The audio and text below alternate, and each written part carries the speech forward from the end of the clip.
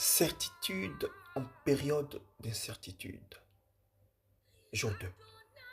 À l'ère du numérique, l'information nous parvient plus vite que jamais. L'abondance d'informations s'accompagne d'une abondance de fausses informations. Des informations qui ont été tellement exagérées que nous ne pouvons plus distinguer ce qui est réel de ce qui ne l'est pas. Beaucoup de gens divulguent des informations juste parce qu'ils recherchent l'audience. Quand les gens ont peur, ils vont chercher les nouvelles. Ils veulent soit être réconfortés, soit s'informer sur ce dont ils ont peur. Pourtant, trop souvent, nous prenons la parole de l'homme pour un fait. Nous lisons, écoutons et supposons que tout ce qui a été écrit ou raconté est réel, sans jamais penser que les sources que nous consultons peuvent aussi être mal informées.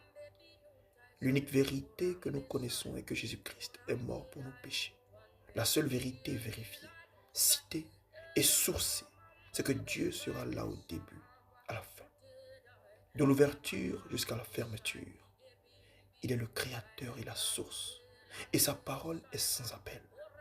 Il n'y a rien à dramatiser.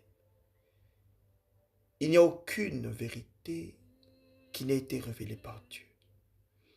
Attention, je ne dis pas d'arrêter de lire les informations, d'arrêter de faire confiance à ce qui vous entoure. Non. Ce que je dis, c'est que peu importe ce qui a été écrit, peu importe ce qui a été rapporté, Dieu sait déjà.